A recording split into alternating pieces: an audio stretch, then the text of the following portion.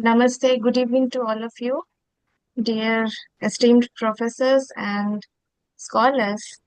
Uh, First of all, I would like to wish all of us happy Yog Divas. And the special day has chosen a special speaker for us, Dr. Prashant Shukla. Our honorable speaker is with us to enhance the grace of our cafe. I welcome you, sir. And actually, sir has always been associated with us in our many programs. Some of his discussion and debates are very meaningful and crucial for the future philosophy.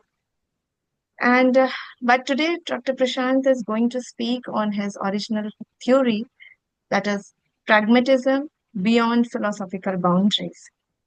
You all must be thinking that this topic is not on Indian philosophy, and because we are running a series of 100 years of development in Indian philosophy. But this episode is truly based on the original philosophy of an Indian philosopher. And this is truly uh, an original theory given by Prashant Shukla sir.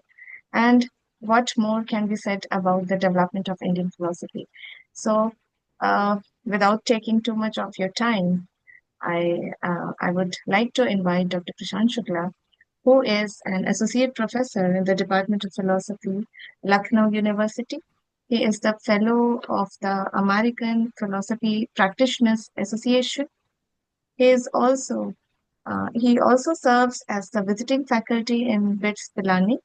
He earned his doctoral degree from JNU, and he is actively involved in various academic bodies. And with this very brief introduction, I request Dr. Prashant Shukla to start the lecture. Over to you, sir. Thank you, Shipra ji. Thank you, Rajkumar sir, for providing me such esteemed platform in order to present some of my, I don't know, half-baked ideas. And with the response, what I will going to get from you people, this will help me to furnish and polish this theory more. Uh, Let us start with the factors because of which I started thinking like this. Because as you all know, Shipra जी भी JNU की पढ़े हुई हैं, Balram sir खुद JNU से जुड़े हुए हैं, तो हम सब ने देखा है और मेरे ख्याल से आप लोग इस बात से सहमत होंगे कि एक दौर था, पर्टिकुलरली जब हम लोग पीएचडी कर रहे थे, जिसमें जेएनयू को प्रैग्मेटिज्म और पोस्ट मॉडर्निज्म का बिल्कुल हब माना जाता था. So if you are a part and parcel of an institution like JNU, so you are more or less West oriented. Not only this, you are supporting the pragmatic theory of truth, जहां पे वो किसी भी नित्य शाश्वत अपरिवर्तनशील सत्य को नकारने का प्रयास करते थे और उनके पास अपने खुद के बड़े जायज तर्क भी थे. So all in all, nobody is rejecting the pragmatic requirement of the socio political and cultural life. I repeat, nobody is ever claiming that pragmatism is not useful in socio political and cultural life. It is. But if it is so, what is the problem?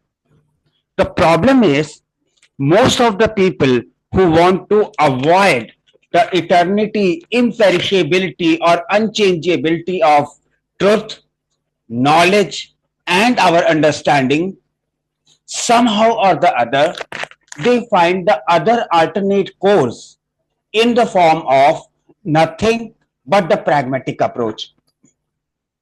And I must say, पिछले दो incidences ऐसे हुए जिससे मुझको provoke किया इस तरह अपने परिचर्चा को प्रस्तुत करने के लिए. अगर शिप्रा जी को याद होगा, कुछ समय पहले प्रोफेसर बाला गणपति ने एक फिलॉसफी का प्रैक्टिशनर्स का लेक्चर किया और उन्होंने कुछ ऐसी चर्चा की जो फिलॉसफी के नाम पर होते हुए भी it was a sort of over simplification of philosophy. Maybe in some sense it was philosophy, but in some other sense it was not. और जब हम लोगों ने आपत्ति जताई तो बालागति सर ने एक बहुत बेहतर जवाब दिया, जब उन्होंने कहा लेकिन हम क्या करें, यही वर्तमान परिस्थिति में दर्शन शास्त्र की एकमात्र आवश्यकता और एकमात्र समाधान है. Point well taken. And I can see Professor Rakesh Chandra sir. So all in all, this argument has been inspired and developed by whatever he has taught me in the last 15 years. So it is a kind of But disclaimer. Professor Balaganpati sir is also there. Wonderful. So Yes. it is a best platform to present my crude ideas here. So my point of understanding was, if something is not working in the sense, in the practical, profitable sense, should we change the course of action? Or if something does not seem relevant in the contemporary scenario, should it be rejected? और अगर ऐसा होगा, so what would become of philosophy as a definition making exercise? इसका दूसरा अनुभव मुझे प्राप्त हुआ जब आपने प्रोफेसर नीलेश ओक का एक लेक्चर अरेंज किया था आपने अपने प्लेटफॉर्म पे, जहां पे उन्होंने कुछ चीजों का वर्णन करते हुए कहा कि let's take the example of Ramayana, Bhagavad Gita और Mahabharata and so on and so forth. तो उन्होंने ये सिद्ध करने का प्रयास किया कि these are not myths, these are not narratives, but they are actual facts. Well, point well taken. लेकिन फिर अगर आप लोग को याद हो, जब हम लोग ने कुछ और इंसिडेंसेस की बात की जहां पे the thing would was appearing a little bit out of course, maybe a little bit nonsensical, तो नीलेश ओक सर ने जवाब दिया नहीं, ये थ्योरी वहां पर नहीं अप्लाई होगी. और तब बलराम सिंह सर ने जवाब दिया था, मुझको अभी भी याद है, कि we are the scientist and we are limited by the pragmatic approach. यानी कि जब साइंस में कोई भी तरह के प्रैक्टिकल अप्रोच को अपनाया जाता है तो कहीं ना कहीं वो प्रैग्मेटिक अप्रोच को भी एक तरह का लाइसेंस दे देता है. All in all, this is perfectly okay. But my point of contention is, what if, what if this kind of approach is to be taken as the parameter, as the litmus paper test for any discussion in the field or like philosophy, that particular field which is based on some perennial, some eternal, some unchangeable theory. Maybe that is the reason philosophy is a definition making exercise. We are not concerned with the application of definition. अगर application होता है तो it is fine and good. लेकिन application as a discipline philosophy की जिम्मेदारी नहीं होती. In the same sense, जिस तरह से मैथमेटिक्स का एप्लीकेशन, मैथमेटिक्स का प्रैक्टिकेबिलिटी कभी से मैथमेटिशियन की जिम्मेदारी नहीं रही.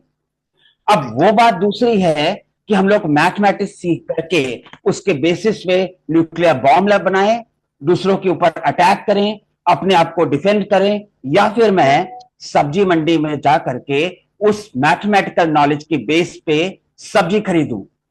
So application may be whatever, but then that is not the true nature of a theoretical discipline, maybe mathematics or maybe philosophy. And that is why the classical thinkers like Plato, Aristotle always deciphered and distinguished between episteme, logos, and doxa. So there are some theoretical knowledge, there are some other which are practical knowledge, and then there are some other which are the productive knowledge. इस बात से किसी को भी गुरेज नहीं है, इस बात से किसी को भी ऐतराज नहीं है कि प्रैक्टिकल नॉलेज और उसके आधार पर प्रोडक्टिव नॉलेज बेइंतहा जरूरी है. We are indubitably in need of practicality and pragmatic approach. But then, is it so important that we sacrifice our theoretical knowledge for the sake of it? My point is no. तो कहीं ना कहीं पे हमको रुकना पड़ेगा और हमको कहना पड़ेगा this is the theory and this is such a theory which is a transcendental perennial theory.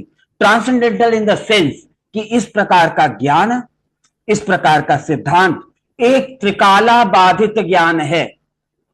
अब इसका कंटिंजेंट चेंज हो जाए, इसकी एप्लीकेबिलिटी में कुछ कंटिंजेंसी प्रोड्यूस हो जाए, प्रेजेंट हो जाए, that is a different story. But हमारा थ्योरेटिकल नॉलेज हमेशा से पेरेनियल रहा है, यूनिवर्सल रहा है, ऑब्जेक्टिव रहा है, और अगर नहीं रहा तो हम फिलोसोफर ने उसको यूनिवर्सल बनाने का प्रयास किया है. And that is the beauty of the subject. See, in the case of a mathematical formula, let's call it 7 plus 5 is always equal to 12 and has to be understood as 12. Now that is a different story कि अगर आप व्यावहारिक वास्तविक जीवन में 7 mangoes और 5 Apple लेकर के आए तो वो 12 नहीं बनेगा. But that is a practical aspect that would not change, sorry, that would not change the theory which says that 7 plus 5 is always going to be 12. This is a universal, objective, and necessary knowledge. Now, in the case of thinkers like Socrates, when they try to generate a standard universal definition of the concept, let us say the definition of love, courage, knowledge, and in some case even the definition of God, what are they doing? They are trying to generate some such theory which is a Trikala Badhita Gyan, which is such a consensual theory, which despite being consensual is beyond space and beyond time. और ये theory pragmatic approach या practicality या profitability के ऊपर depend ना तो होती है ना ही हो सकती है. बेशक आप ये कह सकते हैं कि हमारे जरूरतों के अनुसार हम अपने उपयोगों को बदल लेते हैं, लेकिन इसका मतलब ये नहीं होता कि थ्योरी बदल जाएगी. Let's give an example. अगर मैं बलराम सर दिखें या चंद्रा सर दिखें या बाला गणपति सर दिखें तो एक मिनिमल डेकोरम है that I should show my respect in the form of some or the other gesture, maybe a pranam, maybe a good morning, maybe a charan sparsh. Now this is a universal code of conduct. Suppose because of some contingency I'm not able to do that, maybe मेरे हाथ में चोट लगी है, maybe मेरे कमर में कोई दर्द है जिसकी वजह से मैं झुक नहीं सकता, तो मैं कहूंगा for the pragmatic reason I'm unable to show the gesture of respect as was expected from me. But that does not change the minimal universal theory that we should show respect to anyone who is senior, who is elder to us in terms of knowledge, in terms of experience, or in terms of designation. So what I want to say at the very outset is that pragmatic approach is a practical approach, and that is why it does not come under the boundary of the discipline called philosophy, which is not dependent upon practicality, profitability, and therefore pragmatism. That being said, I will quickly come to my presentation. The title, Pragmatism Beyond Philosophical Boundaries. Now, the moment I use the term beyond political boundaries, a lot of people express a sense of unease, क्योंकि ऐसे में कहा जाता है आप कौन होते हैं फिलॉसफी की बाउंड्री को डिसाइड करने वाले. Are you a person who is trying to stand on an ivory tower and evaluate, judge others person's perspective? Of course not. I'm nobody to judge and deliberate and maybe to forbid other person's entry to the field of philosophy. लेकिन इतना तो आपको मानना ही पड़ेगा कि किसी भी discipline के डेवलपमेंट के लिए एक मिनिमल फाउंडेशनल डेफिनेशन का होना जरूरी है। यह बात सही है कि मैं इस ग्लास को पेपर वेट की तरह भी इस्तेमाल कर सकता हूं, लेकिन ग्लास की जो मिनिमल डेफिनेशन है आप उससे उसके ऊपर एतराज नहीं कर सकते हो। आप ये तो कह सकते हो ये एक ऐसा ग्लास है जिसका इस्तेमाल फिर एक पेपर वेट के तौर पर किया जा रहा है, लेकिन इसका मतलब ये कदापि नहीं होता कि ये ग्लास खुद में एक पेपर वेट बन गया है। Now, as we all know, philosophy, or what we prefer to call nowadays as darshan or anviksha, more or less, कई लोग कहते हैं कि दर्शन शास्त्र करने के अलग अलग तरीके होते हैं। लेकिन के सदानंद मूर्ति सर ने कहा बेशक अलग अलग तरीके होंगे, लेकिन मोटे मोटे तौर पे in the broader sense of the term हम तीन अलग अलग तरीके से फिलॉसफी कर सकते हैं। या तो वो एनालिटिकल फिलॉसफी होगी जहां पे हम लोग conceptual analysis of the term करते हैं, लैंग्वेज फिलॉसफी करते हैं और कंसेप्चुअल क्लैरिफिकेशन की तलाश करते हैं। नंबर टू, या तो वो कॉन्टिनेंटल फिलॉसफी होगी जिसमें हम लोग फिनोमिनोलॉजी, एग्जिस्टेंशियलिज्म और कभी कभी पोस्ट मॉडर्न फिलॉसफी की बात करते हैं, जहां पे हम लोग फर्स्ट पर्सन एक्सपीरियंस या फिर लिव्ड एक्सपीरियंस या फिर हम ह्यूमन एग्जिस्टेंस से संबंधित सवालों की चर्चा करते हैं। और तीसरा स्पेकुलेटिव फिलॉसफी, जहां पे हम लोग अपने इंट्यूटिव लेकिन स्पेकुलेटिव डिस्कशन को प्रेजेंट करने का प्रयास करते हैं। गौरतलब बात है यह है ये सारे फिलॉसफी के तरीके हैं, लेकिन केवल यही सारे फिलॉसफी के तरीके हैं। अगर आप इसके बाहर जाके किसी और चीज को फिलॉसफी कहने का प्रयास करते हो तो क्षमा करिएगा कि वो चीजें बहुत बहुत महत्वपूर्ण हो सकती हैं, लेकिन वो फिलॉसफी नहीं रह जाएंगी, क्योंकि ऐसा करने में आप अपने सब्जेक्ट के नेचर को सैक्रिफाइस कर देते हो। So, in the broader sense of the term, there are several branches of philosophy. Just 1 minute, please. Just 1 minute.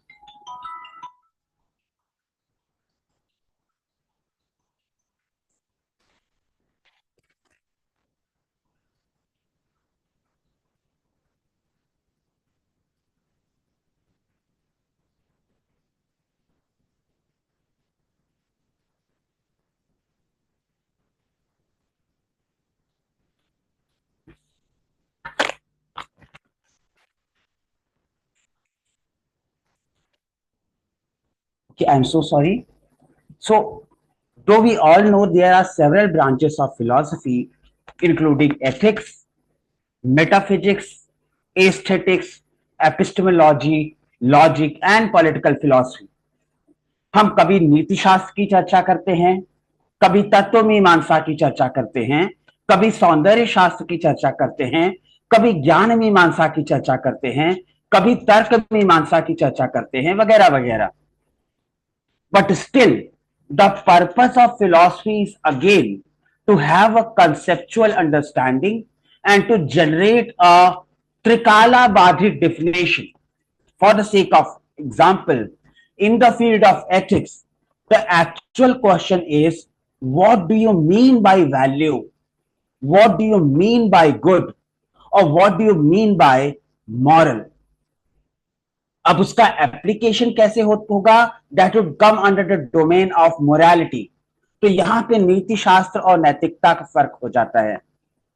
In the field of metaphysics, prior known as ontology, we discuss the definition of real. What do you mean by the term real? In the aesthetics, the question comes like, what do you mean by the term beauty? In epistemology, we try to understand how do we know and what do we understand by the term knowing, and so on and so forth. And in all these branches, we believe metaphysics is the first step in the philosophy, where we question the existence. क्योंकि प्रश्न ये उठता है, क्या है, ये प्रश्न तो बाद में आएगा, लेकिन है कि नहीं, ये प्रश्न सबसे पहले आएगा. And that is why I think like the Ionian philosopher, the Eleatic, the Milesian, the Pythagoreans, the first question is, what is? Now, in the same sense, there is a stark difference between the theoretical aspect and the practical aspect. Theoretical aspect is philosophy, and practical aspect is nothing but the application of this theoretical knowledge. तो पहले जो theoretical knowledge आएगा और उसके बाद उस theoretical knowledge का application, प्रयोग, अनुप्रयुक्ति या फिर व्यवहार आएगा. और यही वजह है जब कई लोग इस प्रकार की आलोचना दार्शनिक के ऊपर लगाते हैं कि आप तो केवल किताबी बातें करते हैं.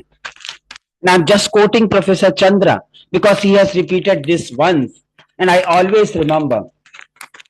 तो जब कोई आलोचक कहता है कि आप तो दार्शनिक हैं, आप केवल किताबी बातें करते हैं, तो हम लोगों का कहना होता है कि बेशक हम लोग किताबी बातें करते हैं, क्योंकि हम लोगों की बातें सिद्धांत उन्मुख होते हैं. We are theory centric academicians. लेकिन प्रश्न यह है कि अगर आपके पास किताबी ज्ञान, अगर आपके पास सैद्धांतिक ज्ञान नहीं होगा, तो आप उसका उपयोग किस तरह से कर पाओगे? तो अच्छे बनो, ये प्रश्न तो बाद में आएगा. पहले हमको पता तो चल जाए कि अच्छा क्या होता है और अच्छे को बुरे से किस प्रकार विभेद किया जाता है. So let me site an example. We can see two pictures. On the left hand side, we see the mental calculation. Excuse me, sir. जी. Your screen Yes, is not ma'am. visible. Sir, screen is not visible. Okay, just 1 minute, please. Yes, yes, sir.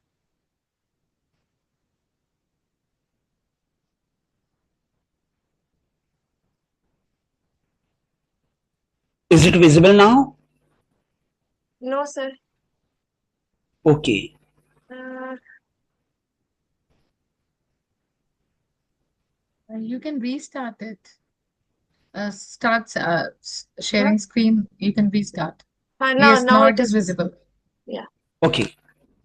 So the first was the branches of philosophy. We may talk about ethics, metaphysics, aesthetics, epistemology, and so on and so forth. But still, our questions are always theoretical, based on conceptual understanding, and a definition making exercise. And in order to assist my claim, I have again got two pictures. Ethics represent again a kind of mental exercise, what we call as Saddhantik Gyan or Kitabi Gyan, because we are in a way mentally calculating the pros and the cons, and thus generating a standard, universal, objective definition. So we are trying to generate a litmus paper test by which we can understand what is good and differentiate it between what is bad, because it is only by this that we can generate appropriateness from inappropriateness. And once we got a full-fledged knowledge of what is ethics, then we can apply it to morality. So as you can see in the picture, morality is an applicable aspect. Point well taken. But in order to have this applicable aspect, we must have a prior theoretical understanding, which comes under ethics और नीति शास्त्र. तो कहने का मतलब सिर्फ इतना है कि नीति शास्त्र चूंकि एक शास्त्र है, तो by its own name, It has to be theoretical. Of naitikta or morality, as it is the applicable application of Niti Shastra, it is bound to be applicable, practicable, or maybe a behavioral science. तो morality practical हो सकती है, profitable हो सकती है, pragmatic भी हो सकती है, but I still insist ethics हमेशा थ्योरेटिकल, यूनिवर्सल, ऑब्जेक्टिव और पेरेनियल ही होगी. तो असल में फिलॉसफी का फोकस केवल और केवल एथिक्स ही हो सकता है, चाहे आप एनालिटिकल फिलॉसफी करो या कॉन्टिनेंटल फिलॉसफी करो और या फिर स्पेकुलेटिव फिलॉसफी करो. क्योंकि आपको पता है मोरालिटी ओवरलैप करती है sociology, political science, even history and also philosophy. लेकिन ethics is all in all a hard core philosophical study. नीति शास्त्र निश्चित रूप से दर्शन शास्त्र का एक अभिन्न अंग है. नैतिकता चूंकि व्यावहारिक जीवन से संबंधित है, तो ये दर्शन शास्त्र का भी अंग है और अदरवाइज भी है. So let us start from metaphysics, क्योंकि शुरुआत हमेशा तत्व मीमांसा से ही होती है. Metaphysics seeks to answer profound questions such as what is ultimately real, what is the nature of being, how do things exist independently or in relation to one another. The term metaphysics for the first time originate from, we all know, Aristotle's works, where it was later classified as the study of being qua being. In fact, मुझको याद होता है कि विटगेनस्टाइन का भी कहना था, किसी भी दार्शनिक ने कभी भी ये दावा नहीं किया कि हम संसार को बदल देंगे. हम संसार को ना तो बदल सकते हैं और ना ही बदलने का गुमान रखना चाहिए. We are not social activist, we are a kind of social theorist. अब वो बात दूसरी है कि थ्योरिस्ट के आधार पर एक्टिविस्ट काम करते हैं.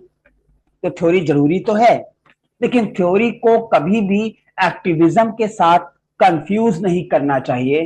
फिलोसफर ने कभी भी यह दावा नहीं किया कि मैं जगत को, समाज को परिवर्तित कर दूंगा. And that is why a true philosopher leaves the word as it is. Maybe this is the reason why Aristotle in metaphysics called it is the study of being qua being. जो है, जैसा है, वैसे ही उसका अध्ययन करना और उसके बारे में अपने ज्ञान का परिष्कार करना ही दर्शन शास्त्र है. Over century, metaphysical inquiries has influenced various domains of thought, including epistemology, ethics, and natural sciences. Metaphysics plays a crucial role in philosophy because it provides the foundational framework for understanding reality. Every philosophical discourse, whether concerning knowledge, morality, or consciousness, implicitly or explicitly depends on our metaphysical standpoint. For instance, Descartes' cogito ergo sum, that is, I doubt, therefore I exist, is not merely an epistemological claim, but one deeply embedded in a metaphysical stance concerning the nature of the self and existence. Likewise, Kant's critique of pure reason challenges metaphysical assumption for the limit of human cognition in accessing the thing in itself. Metaphysical foundation तो वहां नहीं है. The influence of metaphysics extends beyond philosophy into sciences. अब चूंकि आपका centre philosophy और science के collaboration के ऊपर कार्य करता है, तो इस बात के ऊपर गौर करना बेहद जरूरी हो जाता है.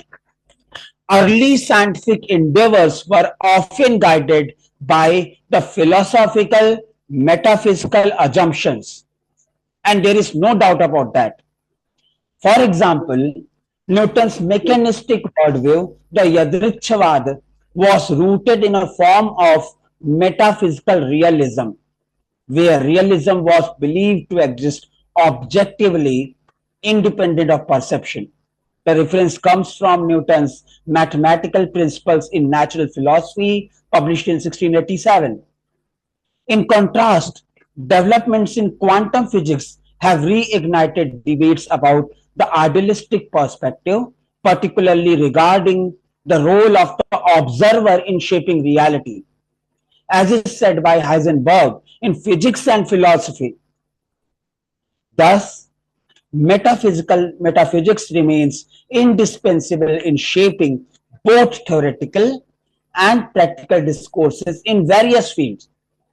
Now, at the core of metaphysical thought lies a fundamental division between two opposite schools of thought, either idealism, the Adarshwad of Pratyavad, and realism, that is, Vastuvad or Yatharthavad.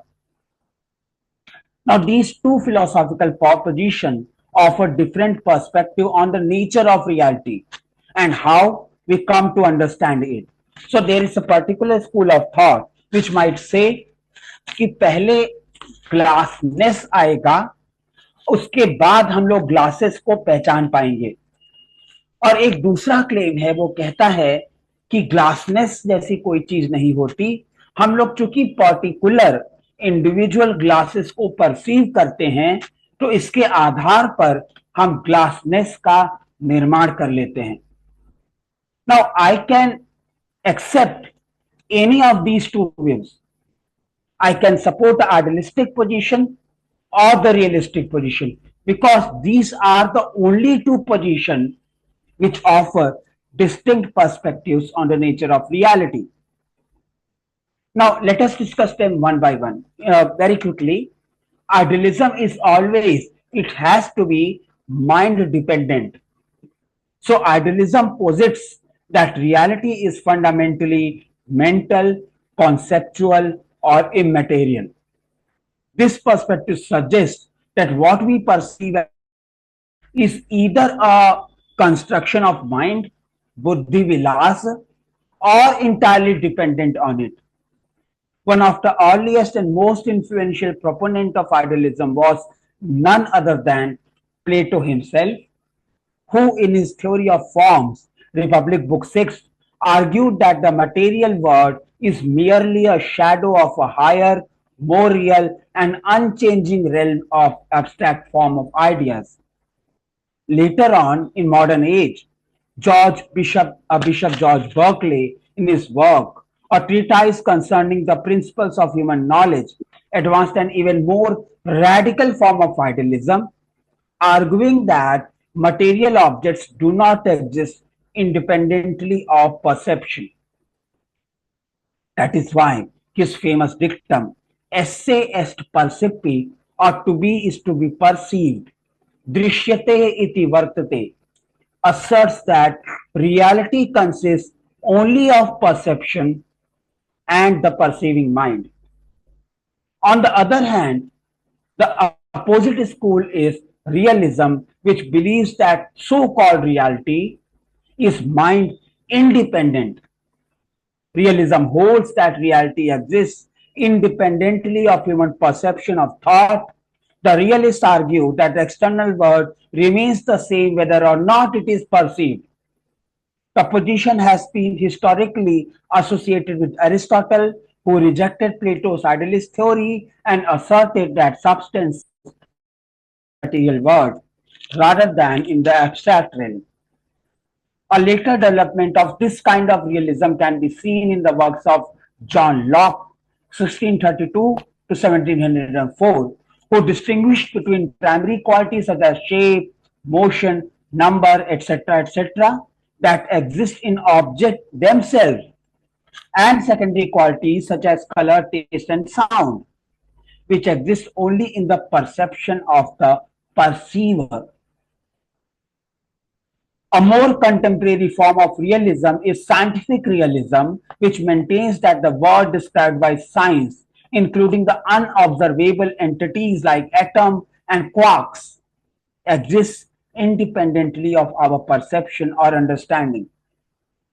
I do remember Hilary Putnam in his famous paper, Reason, Truth and History.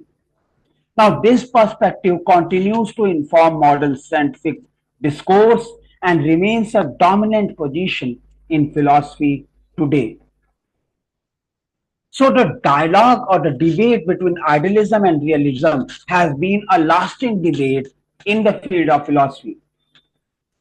This debate remains one of the most enduring debate of controversy in philosophy.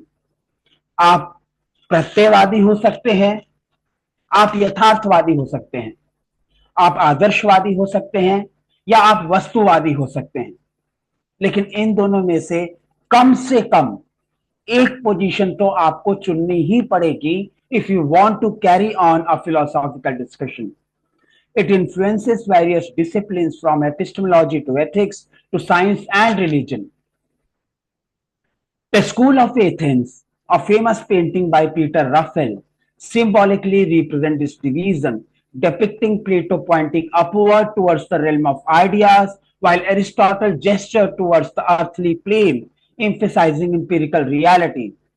Now, this visual representation captures the fundamental divergence between two philosophical positions, highlighting their impact on the development of philosophical thoughts. Both idealism and realism continue to shape contemporary discussions, with modern thinkers attempting to reconcile aspects of both positions. For instance, Immanuel Kant proposed transcendental idealism, suggesting that while things exist independently of perception, that is, noumena, our understanding of them is shaped by the structures of human cognition, that is, phenomena. Now, this synthesis shows that while these positions remain opposed in their purest form, their interaction, their reconciliation has led to significant philosophical advancement.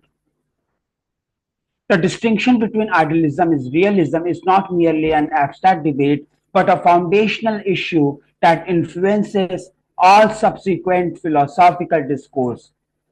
The evolution of metaphysics has given rise to various schools of thought, चाहे वो naive realism हो, scientific realism हो, conceptual idealism हो या कुछ और हो. Each one of them attempting to address fundamental questions about reality.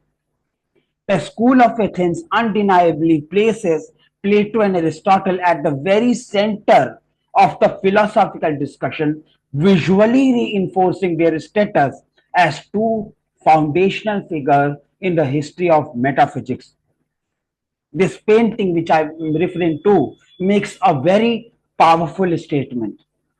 Every subsequent philosophical position, whether in metaphysics, epistemology, or ethics, must ultimately align with either idealist position or the realist position. So this is the School of Athens which I am referring to. So as you can see, this picture encapsulates almost all of the prominent thinkers in the history of Greek philosophy, starting from Thales, Anaximenes, Pythagoras, Heraclitus, Parmenides, Socrates, Plato, and so on and so forth. Now, as you can see the picture, there the central figure are only Plato and Aristotle. Quite funny that there is no picturization of Socrates because the painter believes that Socrates was not a man in bones and flesh. Rather, the man was a mythical creation in the mind of Plato. So, anyway, Plato and Aristotle are at the ওখান center থেকেই of the গড়বড়, discussion. অনেক গড়বড়, ওখান থেকেই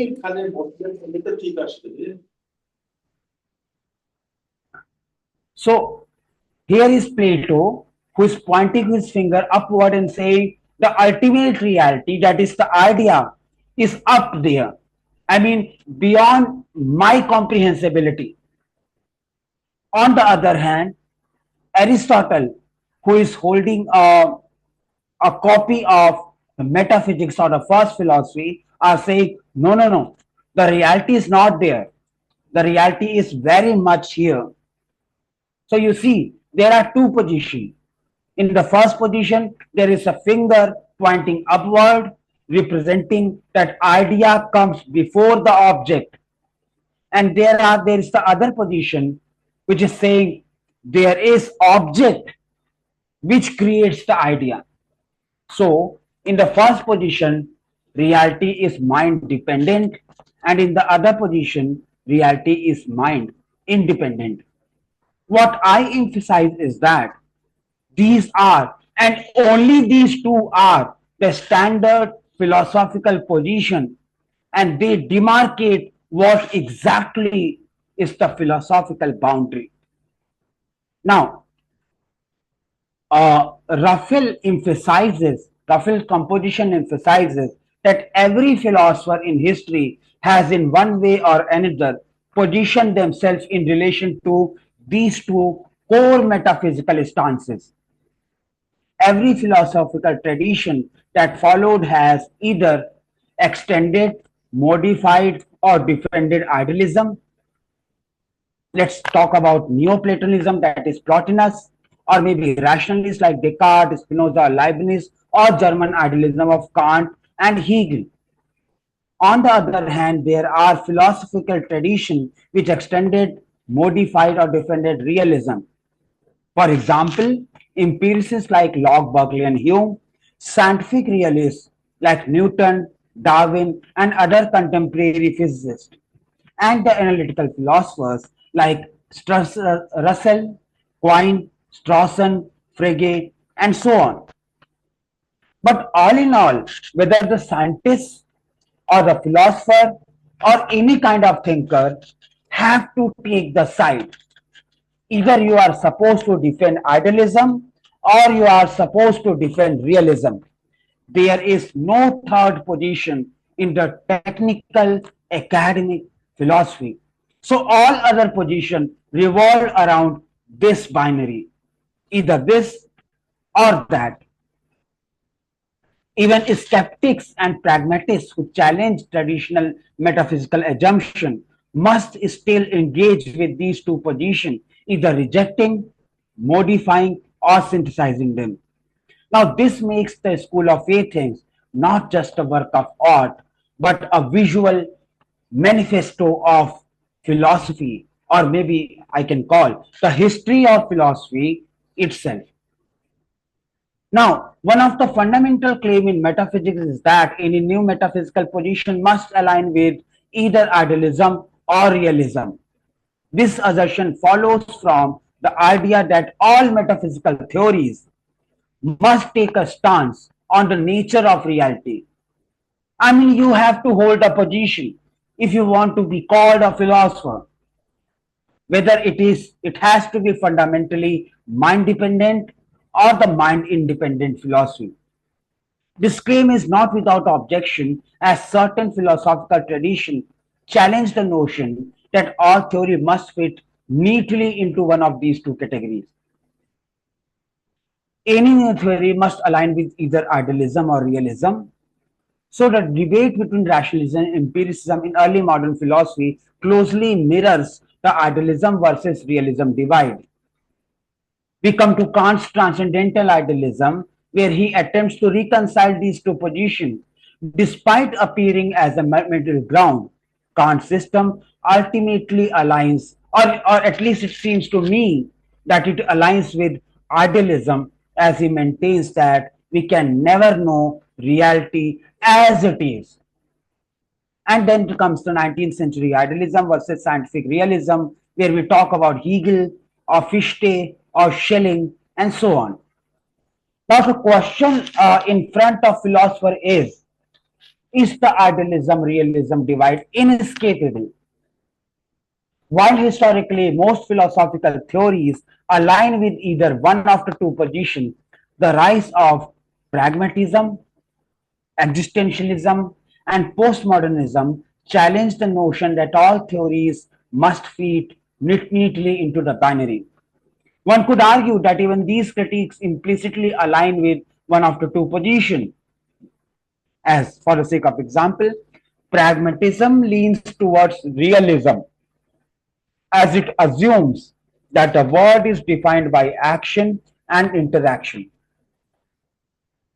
Existentialism leans towards idealism as it assumes that meaning and existence are subjectively constructed, and postmodernism rejects the debate altogether, questioning whether metaphysical distinctions are meaningful or not. Thus, while idealism and realism remain dominant categories, they may not be the only possible foundation for philosophical thought. Instead, neither approach just suggests that reality is fluid, contingent, and evolving. Pragmatism, as a theory, emerged as a distinct movement in the late 19th and early 20th century as a response to the long-standing debates between idealism and realism. Unlike these traditional metaphysical positions, which sought to establish absolute truth about reality, pragmatism focused on practical consequences and the usefulness of ideas. It emphasizes that truth is not an inherent property of a statement or concept, but is determined by the effectiveness in the real world application. Pragmatism originated in US and is primarily associated with three key thinkers: C.S. Peirce, where he believed pragmatism is a mode of inquiry; William James, who believes that pragmatism as a theory of truth; and then John Dewey, who proposed the theory of pragmatism as a kind of instrument to gain some ulterior purpose. I will not go into detail of all of them, but there is all the discussion in the slide.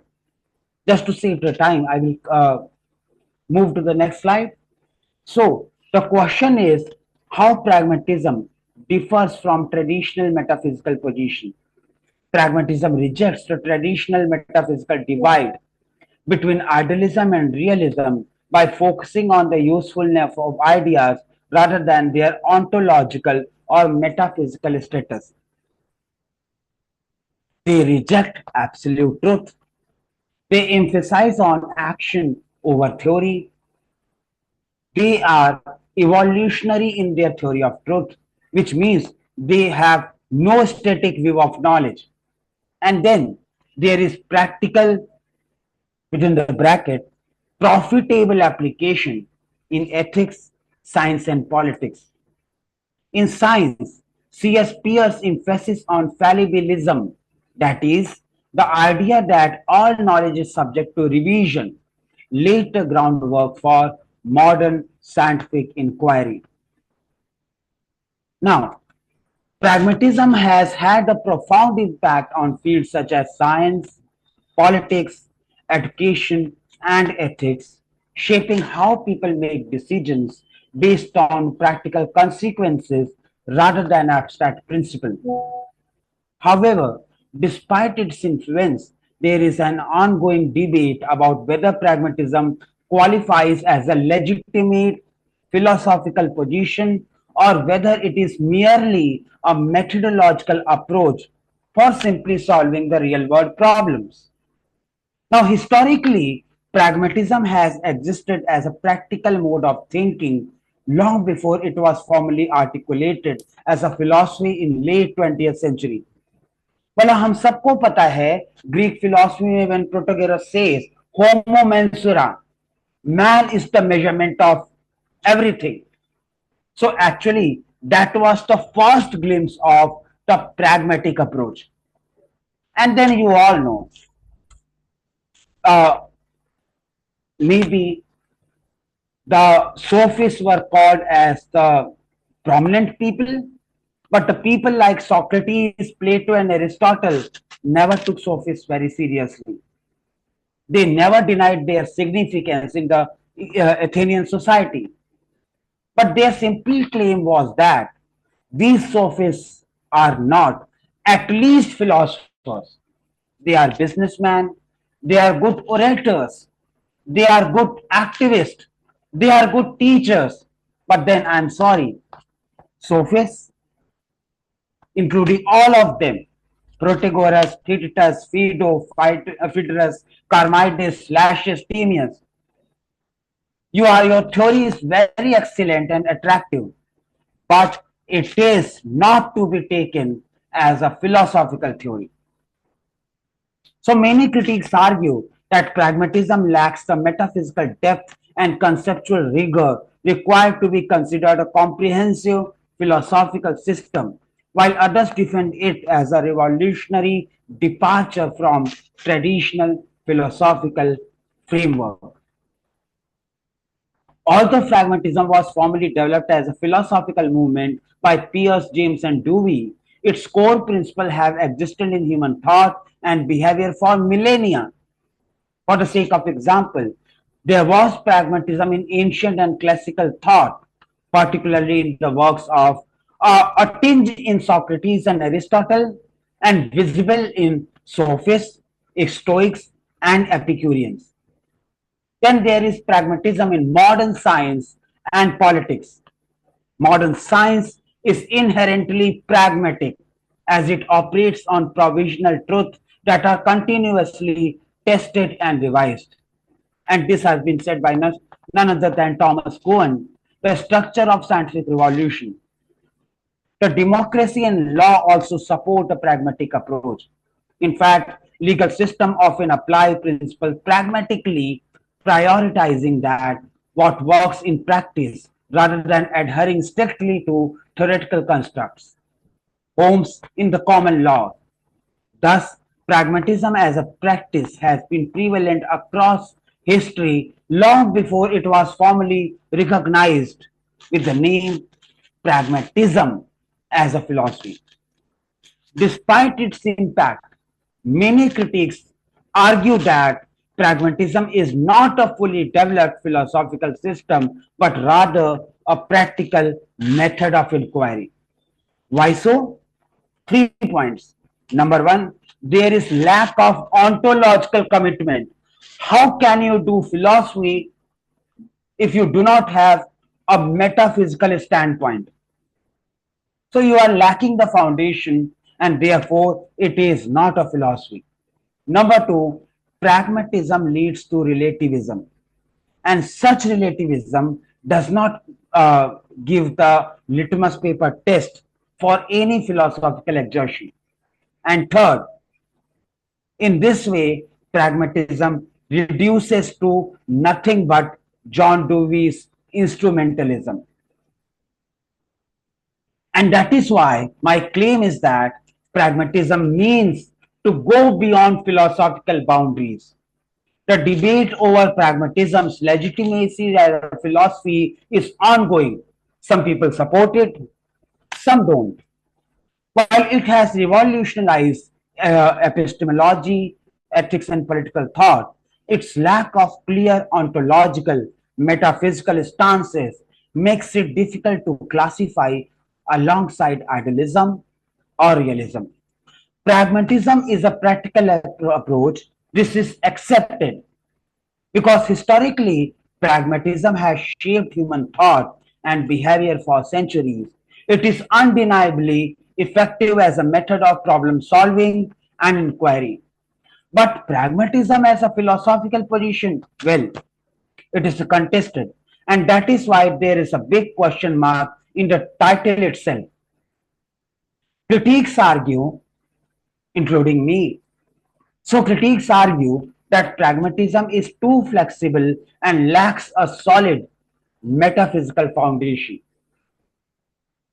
Proponents claim that it redefines what philosophy should be, moving away from the abstract theorizing towards practical real world impact. Thus, while pragmatism functions effectively as a practical philosophy, I don't know what is practical philosophy, but anyways, it functions effectively as a practical philosophy. Its status as a formal, technical, academic, metaphysical position still remains controversial, and that is why there must be a big question mark before just accepting pragmatism as a kind of philosophy. So that was all from today's side. Thank you. Thank you for patient listening. Thank you so much, sir. And regarding pragmatism, what I understand with pragmatism was pragmatism fosters a mindset that is open to learning from experience and adapting to changing circumstances and finding practical solutions to real world problems, uh, regardless of any traditional boundaries or limitations. But you have opened a new horizon to shape our thought regarding pragmatism. So I wish, May I ask a question, yeah, Shukla? yeah, yes, sir. Please. Uh, Thank you very much. Thank you, Prashant ji. You have uh, sent all the missiles from your arsenal to devastating effect on pragmatism, totally demolished. And I find it very interesting talk today because such a very, very strong and aggressive position you have taken. Uh, I am not sure about that because I have not studied pragmatism, but I want to some clarifications only. And later on, I think things may become more clear. First question is that can there be an universal definition of philosophy? One. Number two, can we make study of mathematics and philosophy identical? Are two disciplines are identical? Looking into that type of mathematical truth in philosophy. Third, is scientific truth different from or scientific knowledge different from what we call philosophical knowledge? And is scientific theory is just a pragmatic theory of truth? I think there are many philosophers of science will contest it. No, Kuhn is not the only philosopher, and he's also not talking about pragmatism. He's talking about some sort of paradigm shifts in the history of science. Normal science does not go by that, and this provisional truth is always revisable, but revisable not according to the usefulness. No. Third question is: was Marx not a philosopher? And if pragmatism is a well developed system of philosophical thought in the 20th century, as you said, Pierre, Dewey, and James, what you will say about Richard Rorty, the latest version of pragmatism? And the last question I would like to ask is when you say, and this is somewhat a bit different, that realism is more popular in philosophy circles throughout the world, how will you look into the traditional Indian philosophical systems in the light of the realism? Thank you. Shall I speak, Shipra ji? Yes, sir. Please go ahead. Yeah. So many questions from Alok, sir. Yeah. But I missed two questions in about what about the Dalits in pragmatism and what about female. But anyways, okay. Number one, the sir, Professor Chandra sir, I think you wants to say Yes, something. please carry on, carry on. Sir. Okay. The very first question, Tandon sir, uh, I think I have clarified my position very clear in the form of disclaimer when I said a lot of people believe that anything goes on in the field of philosophy on the name of philosophy, but anything does not go in the name of philosophy. Some minimal understanding has to be there. If you remember, I used the example, you can use glass in multiple ways, but it does not mean कि आप किसी भी चीज को glass कह दोगे. एक minimal understanding आप अगर नहीं रखोगे तो फिर डिसिप्लिन के सेग्रीगेशन का कोई मतलब नहीं बनता. ऐसे तो आप कह दोगे कि लिटरेचर को भी कौन डिसाइड करेगा, तो आप कल को लिटरेचर में घुस जाओगे, मैथमेटिक्स में घुस जाओगे. तो ये बात सही है कि हमको फ्लेक्सिबल रहना चाहिए, अकोमोडेटिंग रहना चाहिए, लेकिन इसका मतलब ये कुछ भी नहीं होता कि everything goes with the name of philosophy.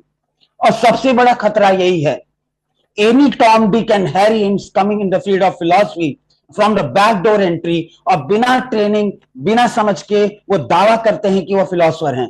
No sir, philosophy does not work like that.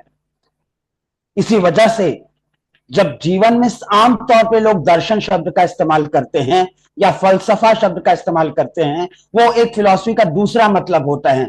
और जब हम लोग टेक्निकल एकेडमिक सेंस का मतलब इस्तेमाल करते हैं, तब कुछ अलग चीज होती है। और इसीलिए डिस्क्लेमर में कहा गया, हमको इतना फ्लेक्सिबल रहना चाहिए कि हम कॉन्टिनेंटल फिलॉसफी को भी फिलॉसफी माने, एनालिटिकल फिलॉसफी को भी फिलॉसफी माने, और स्पेकुलेटिव फिलॉसफी को भी फिलॉसफी माने। लेकिन इसका मतलब ये नहीं है कि दुनिया भर की सब चीजें फिलॉसफी के नाम पे चल जाएंगी। Sorry, I don't by the idea. The next argument, आपने कहा कि रियलिज्म ज्यादा पॉपुलर है, तो आई एम सॉरी, आपका ये बायसनेस है। एग्री, रियलिज्म पॉपुलर है और बहुत पॉपुलर है, बट इक्वली ये मैंने आज, नहीं, आपने कहा भाई। नहीं नहीं, मैंने ये नहीं कहा, मैंने कहा साइंटिफिक रियलिज्म एक तरह का सबसेक्शन होता है। रियलिज्म और idealism is a very well balance position. और तीसरा, सॉरी, चौथा पोजीशन, आपने कहा क्या आप मार्क्स को फिलोसफर नहीं मानते? So I am unashamedly asserting, in the technical sense मैं मार्क्स को फिलोसफर नहीं मानता। फिलोसफर कांट के बाद हीगल हुए हैं, और जैसा कि मार्क्स ने खुद कहा था, economic and philosophical script of 1844, उनके पास कोई नई थ्योरी नहीं है, वो केवल हीगल को सर के बल खड़ा कर रहे हैं। जिसका मतलब थ्योरी फॉर्मिंग या फिर डेफिनेशन मेकिंग एक्सरसाइज मार्क्स की नहीं है, वो उसका एप्लीकेशन के खोज रहे हैं। और बेशक एप्लीकेशन एक बहुत अच्छी चीज है, एक बहुत अप्रिशिएबल अटेम्प्ट है, and that is why accept Marx as a sociologist, as an activist, but as a philosopher, I'm sorry to say, I still stand on my point. Marx is not a philosopher, but is a sociologist. Period. That's my position. Can I say something? Shipra? Yes, sir. Yes, sir. Yes, sir. First and foremost, I must congratulate Dr. Prashant Shukla for an extremely brave and clear position which he has taken on pragmatism and its engagement with philosophy in general. There are two or three things that I just wanted to add so that in the discussion subsequently, which I think is should be a long discussion on this, is a certain thing that I wanted to add. One, pragmatism generally was associated with, in our classes, with a theory of truth. So the pragmatists are the ones who believe that there is correspondence theory of truth and there is coherence, and pragmatic theorists are saying that it's a property of all statements which are taken to be true, and workability is the criteria for those. Now, the standard objection to that is that was given by other people, that you are confusing the definition of truth with the criteria of truth. And so all truth must function. So if anybody say that this is a glass, then it must be able to perform the function of a glass. Anybody says it is white, it must be able to function as the term white. But the correspondence theorists were saying that actually it works because it is true. Now, the difficulty is what the pragmatists were saying, that you do not have anything more apart from the criteria of truth to function as the definition of truth. And this, I think, is a very serious kind of an issue with the pragmatists were bringing out. And as Dr. Prashant rightly said, it is interesting that the pragmatists, particularly what Dr. Tandon mentioned, the later day pragmatists like Richard Rorty, they are saying that it is actually a moving out of philosophy. So the best way to do philosophy is not to practice philosophy, This is a statement very loud and clear given by Richard Rorty. And he's saying, and again, that I think has to be taken seriously. They're saying that the capitalized version of the term philosophy actually does not work because for thousands of years, we have not been able to give, for several hundreds of years, we have not been able to give an interesting notion of correspondence. So, what does it mean to correspond to reality? Because the idea of correspondence to reality requires a God's eye point of view. That when I say this is a glass and it turns out to be glass, then how do I know that it is glass apart from the pragmatic criteria? That it really does so is available only to what may be called the God's eye point of view. So they have a serious issue on that. But as I think Professor Shukla was rightly pointing out, and I think this needs to be seen by everybody over here, that the question is that if certain problems in the history of philosophy have not been found to have a solution which is satisfactory to everyone, do they cease to be philosophical? You may escape them because you find them tiresome, but they still continue to be philosophical questions. So the idea that the positivists were saying that, we can have the Kantian question now without trespassing the psychological field in a linguistic form. And then there were the naturalistic, behavioristic attitude people like Quine and the others. Now, in all of these people, they were trying to retain the philosophical question. The pragmatists are saying that, it is so tiresome. In all these many hundred years, we have not been able to give a suitable definition of truth. We have not been able to give a suitable definition of good. And different statements are of different variety. And so let us get out of it. But what are they saying? And that is where I think Dr. Shukla would be wise to stake the further question that, the question is now what they are trying to say, and that is where I think he can hit very nicely. The pragmatic theorists are now largely saying that what shall constrain the theory building will be only conversation. So it is neither logos, neither nature, nor mind, nor God, but only conversation. Now, somebody may ask that, okay, but what would that conversation be constrained by?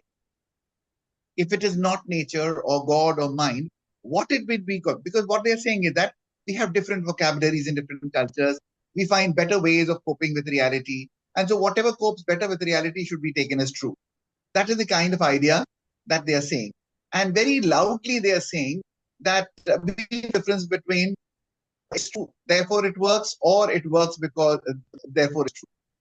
And very boldly, it is very interesting to see that he's saying that this is comparable to something in ethics, that it's pious because God loves it, or God loves it because it is pious, and they're exactly the same. Now, this is a giveaway. The fact is that, as Professor Shukla is rightly saying, that unless you give the aspirational quest for getting it right in some way or the other, you have actually not only been lazy, but irresponsible.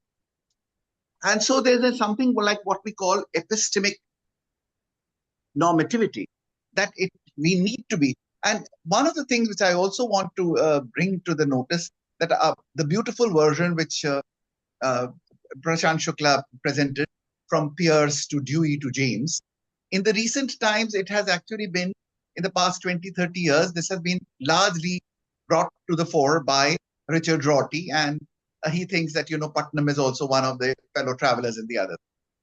But we also know that people like Saul Kripke are saying that the conventional idea that, we can cut up the world in whatever way we want is wrong. So the world is actually cut up in its own way, and the whole hope at one time which we had that future physics will get us what nature's own program is cannot be abandoned. So when Professor Prashant Shukla was beginning his lecture, he was saying that Balram Singh Saab and some other people said that, science will work with pragmatism. It's really not entirely true, because the fact is that take constructivism for a while for experimental purposes. But the assumption is that the future physics is going to give you the way nature is actually. And the functions of them are suitable and useful only because you are getting it as close as you can. So fallibilism is all right. Anti-foundationalism for the present is also all right, that you are not making a claim that, we have got the foundations. But to give up the quest for foundations, to give up the idea of getting it right would be strange. And I think it is very, very curious that the conversational constraints which the people are considering, they're saying conversation of mankind. And I think I and Dr. Prashant always have this the idea, coffee house conversation. Now, these coffee house conversations will have to be some within certain constraints. No? And those constraints will be determined by a certain kind of a requirement of a function. And that function will have certain assumptions about the nature of reality. And in that, a certain kind of an idealized aspiration to go to being qua being, as it were, and to find out some criteria for episteme will have to remain. So though we may have unachievable goals, though we may have impossible tasks, but we can't give up the journey. And therefore, I think the boldness with which Dr. Shukla presented his paper today was absolutely heartwarming. And I must congratulate him for this absolutely beautiful presentation. Thank you, sir. And your feedbacks and suggestions are always very clear and loud. And thank you for joining us, sir. And we have one question from Rajkumar, sir.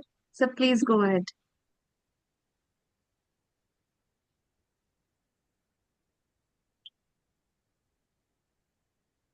Raj, sir?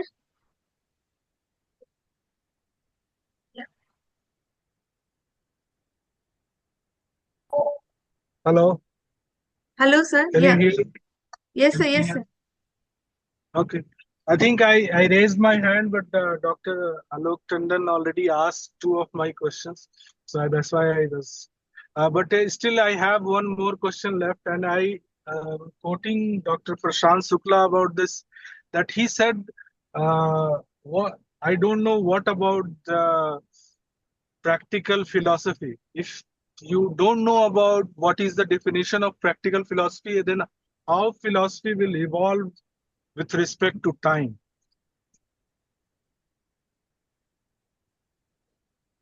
That's the question. You said that there is, I don't know what is practical philosophy. So if there is no definition of practical philosophy, then how practice your philosophy evolve the period of a time? No, Dr. Rajkumar sir, I made it very clear in the beginning that the nature of any pure discipline does not depend upon its practicality or relevance. Just like in the field of science, whatever the theory has been given already by Newton, let's call it Einstein or anyone else, all these theories are Trikala Badita theories. And at that time, all the scientists were doing actually the work of a philosopher.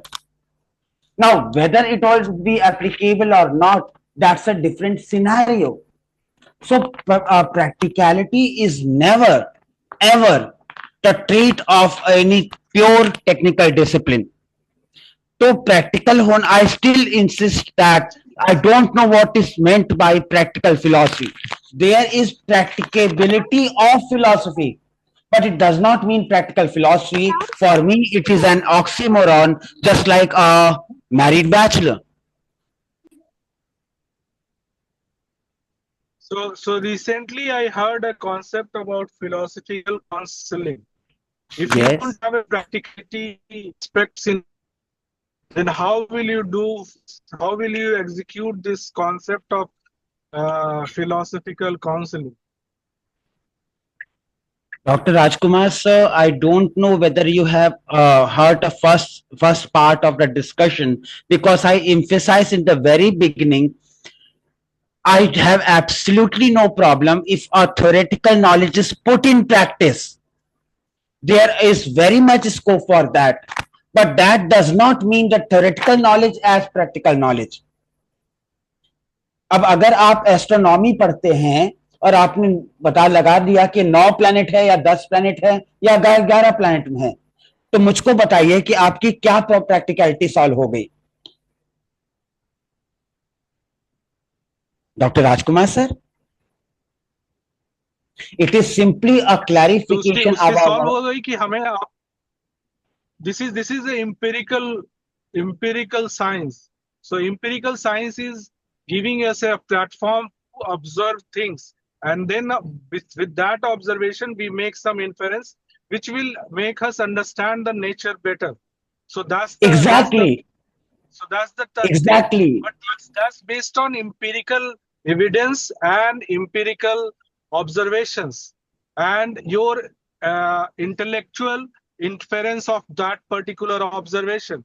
But if you have only theory, then you can have thousands of assumptions in the theory, but those are, if you're not practical, then how you will make it useful for the people to understand the nature of the system. Doctor Rajkumar sir, एक बहुत मजेदार discussion हमारे department में चलता है कि अगर popularity litmus paper test होता किसी भी चीज की यूटिलिटी और रेलेवेंस से की, तो सबसे ज्यादा पॉपुलर तो केवल पॉर्न मूवीज होती हैं।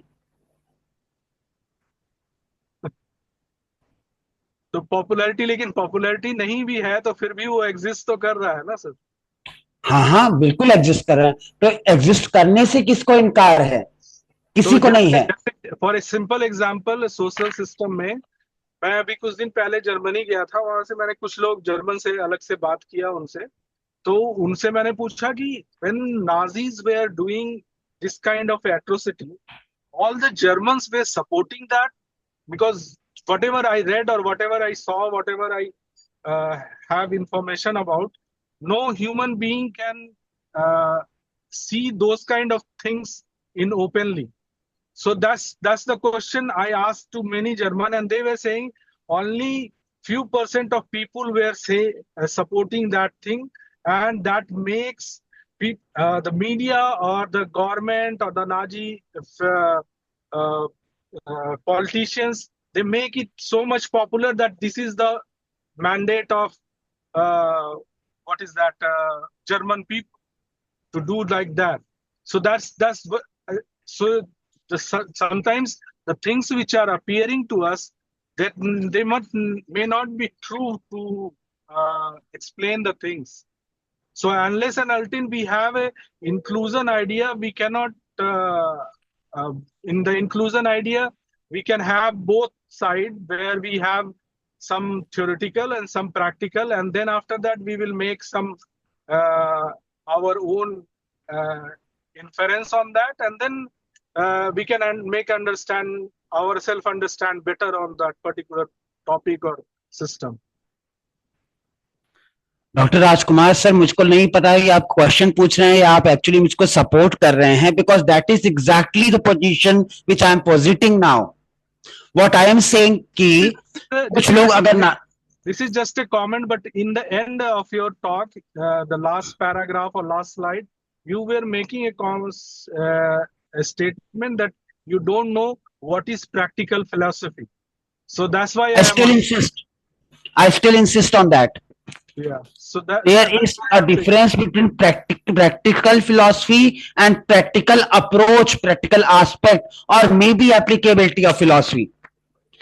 जब हम दो का पहाड़ा सीखते हैं तो उसका उपयोग कर सकते हैं, लेकिन ये पहाड़ा उपयोगी नहीं हो जाता, दोनों के बीच में फर्क होता है। और यही वजह है कि इन डिस्पाइट बीइंग इन जर्मनी बहुत सारे लोग ऐसे थे जो हिटलर के अप्रोच को सपोर्ट नहीं करते थे। तो अगर प्रैक्टिकलिटी ही पैरामीटर होता तो कहानी कुछ और होते, क्योंकि पॉपुलैरिटी और प्रैक्टिकलिटी में तो उस समय के नाजी सही थे और शायद इमरजेंसी के समय कांग्रेस सही थी और आगे आने वाले समय और सही हो जाएंगे। प्रैक्टिकल सक्सेस कब से थ्योरी, फॉर्मूला या किसी भी साइंटिफिक डिसिप्लिन या किसी भी फिलोसॉफिकल डिसिप्लिन का लिटमस पेपर टेस्ट हो गया? ये तो कोई बात नहीं बनी ना। That is my only point. Okay, thank you. Thank you. मुझे लगता है ये डिबेट बहुत हेलो और लंबा जाएगा। Hello, yes, good evening ma'am, may I ask a question? Bhanu sir, या good evening sir, good evening, please ask. Good evening sir. Very good evening sir. Hello, am I audible? Yes sir, yes yes sir, sir. yes.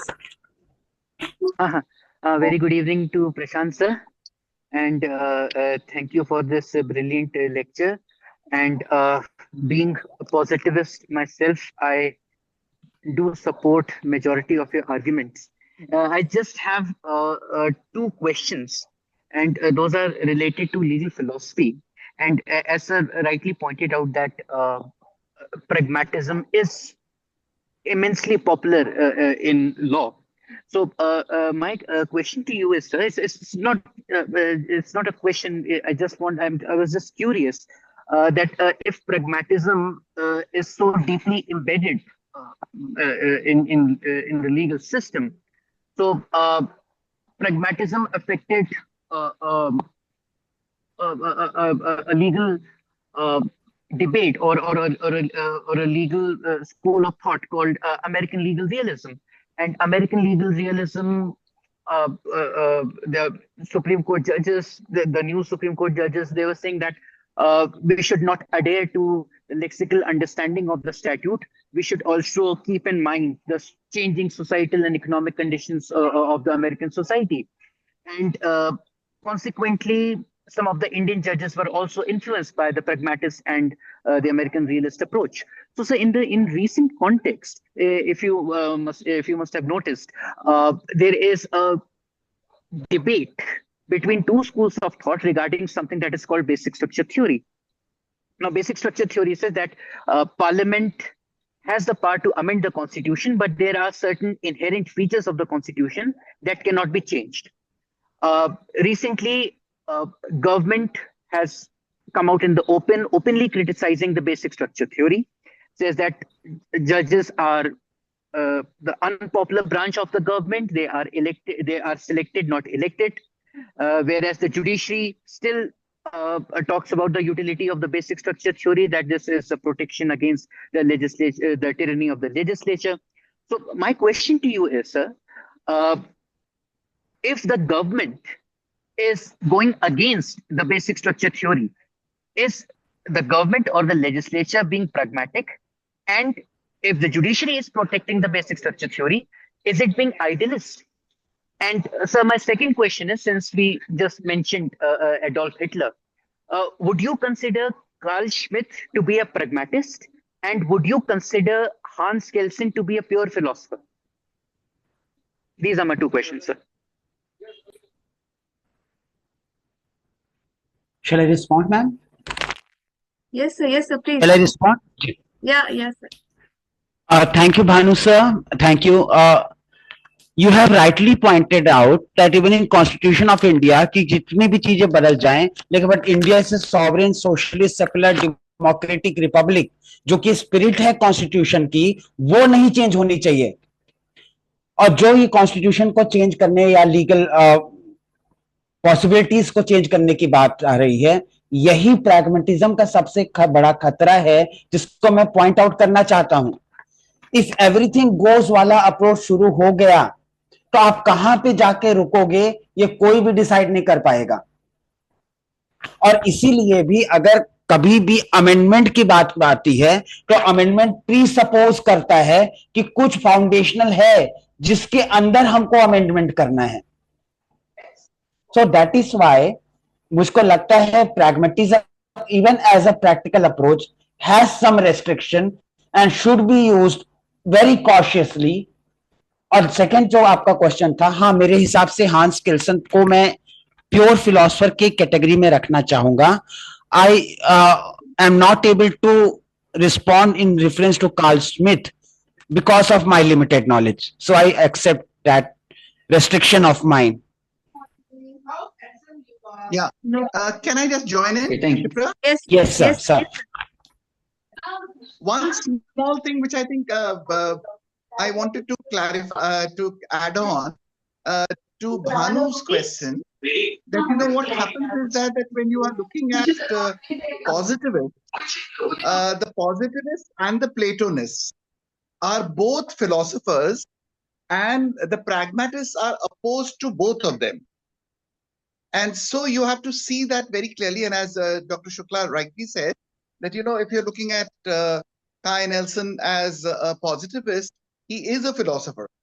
Because the philosophers of the positivist variety are also making a distinction between two kinds of statements, one which are definitional and the others are empirically verifiable, so to say. Just as the Platonists were working between two kinds of statements, statements which are eternally true about the world of ideas, and the others which are about the matters of fact, so to say. Now, this kind of binary thinking, along with a certain kind of a foundationalism, is precisely something which the pragmatists are opposing.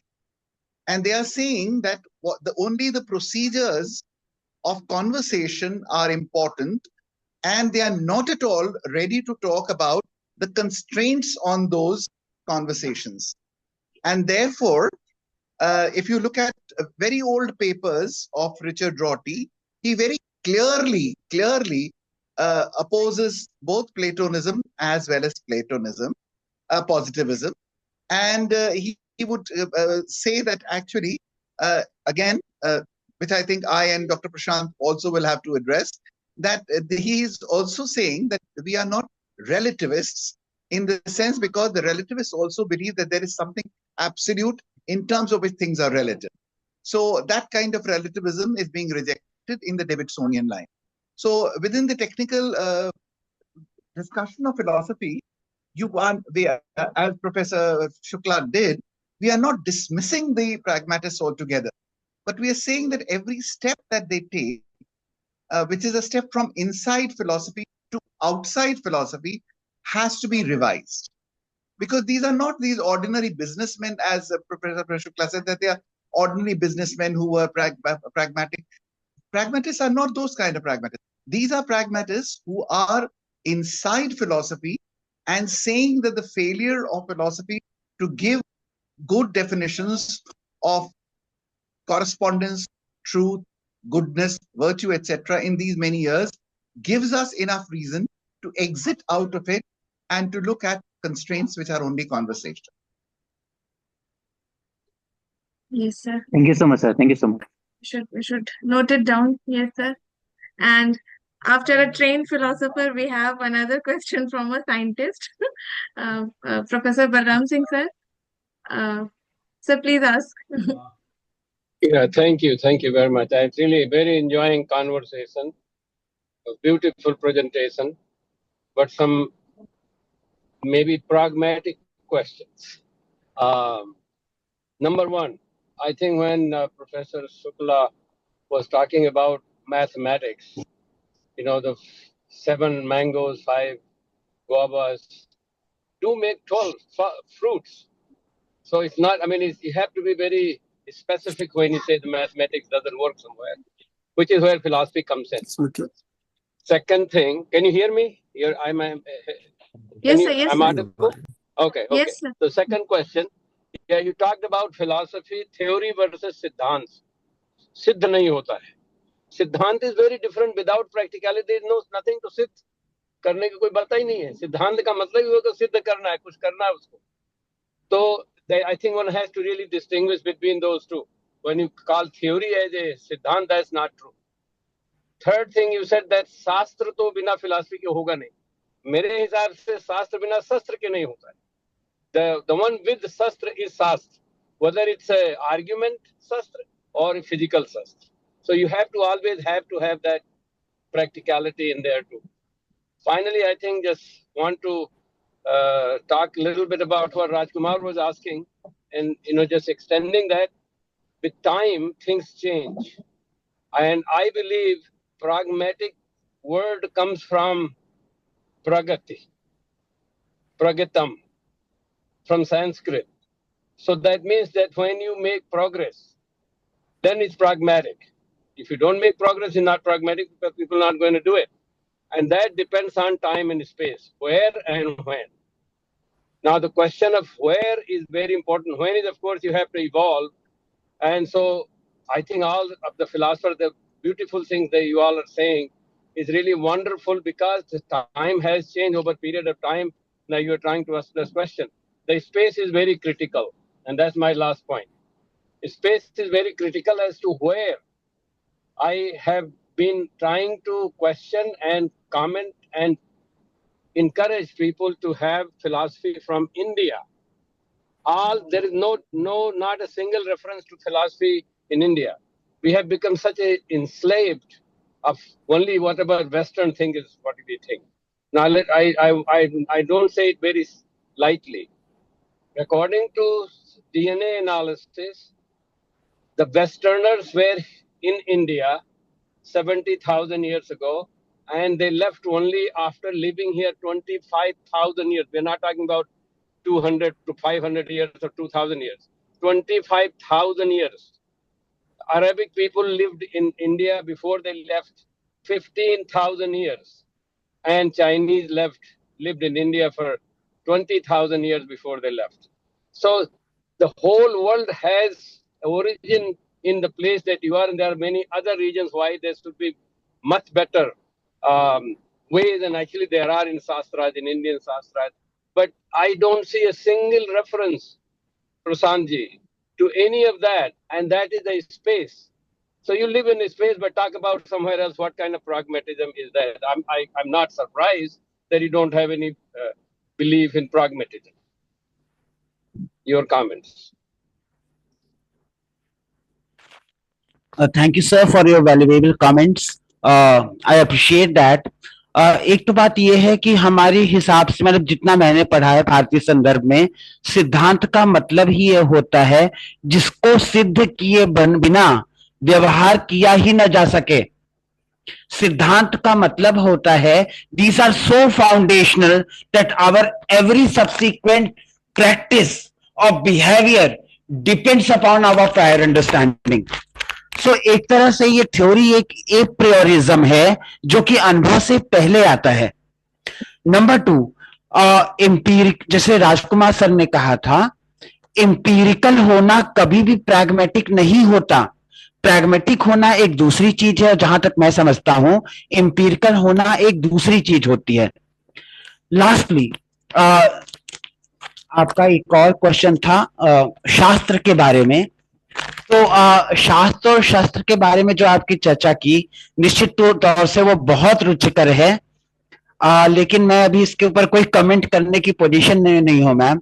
Sir बिल्कुल आप सही कह रहे हैं, शास्त्र और शस्त्र का ये संबंध बहुत रुचिकर प्रतीत हो रहा है. मैं इस पे कुछ और पढ़ने का प्रयास करूंगा. Thank you sir. Prashant ji, sir मैं ऋषिकांत इलाहाबाद से. प्रणाम सर.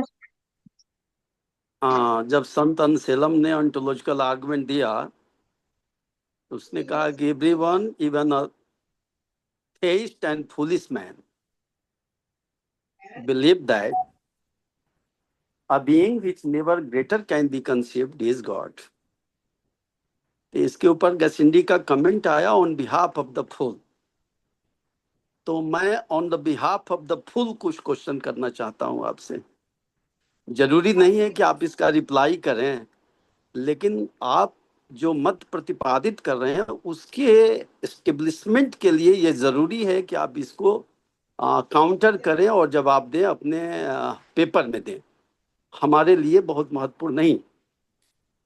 पहली चीज कि यदि आप प्रैग्मेटिज्म को, कुछ समय लग सकता है 2-4-5 मिनट, लेकिन आप लिखते जाइएगा क्योंकि वो आपके लिए महत्वपूर्ण होगा.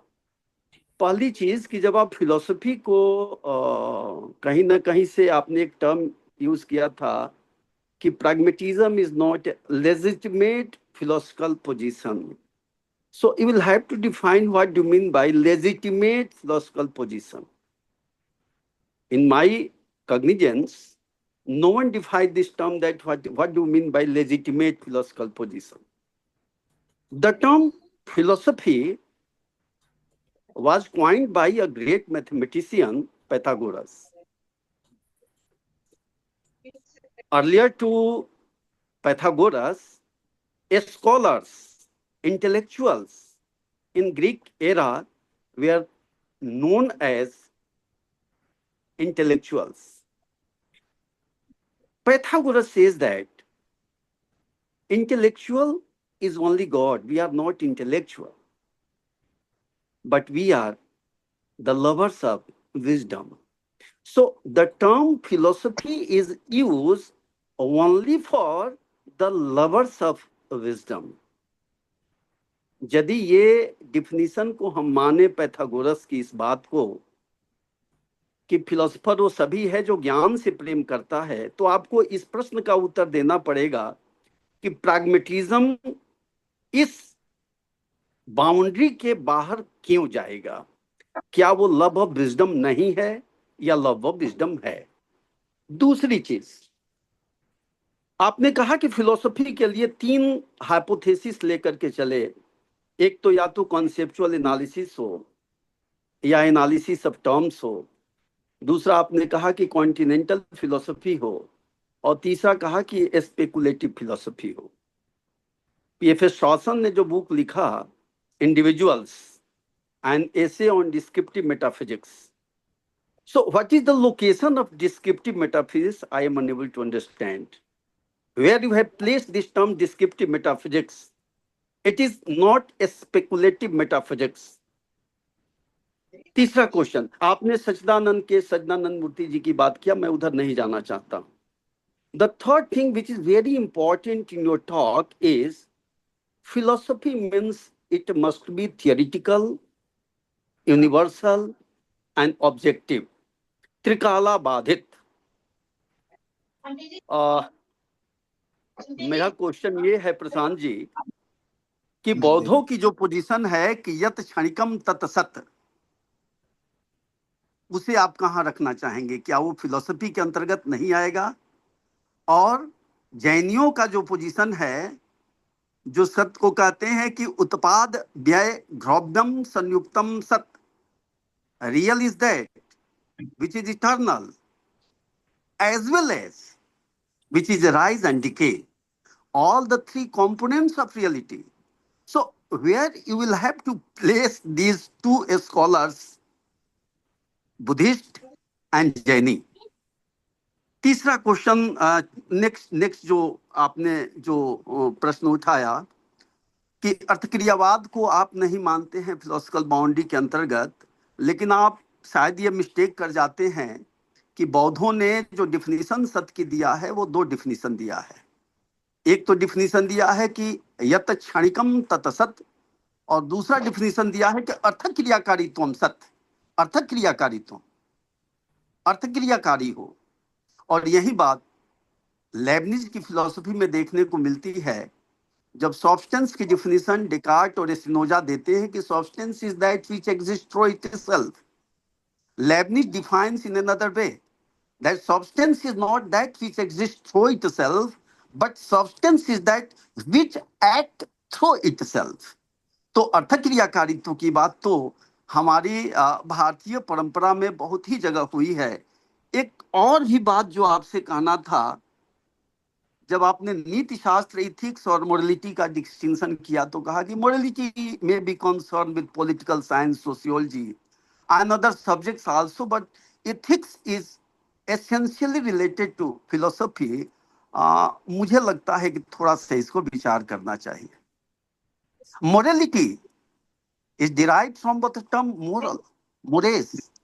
Morality है क्या? Morality is concerned with ought. It is not concerned with is.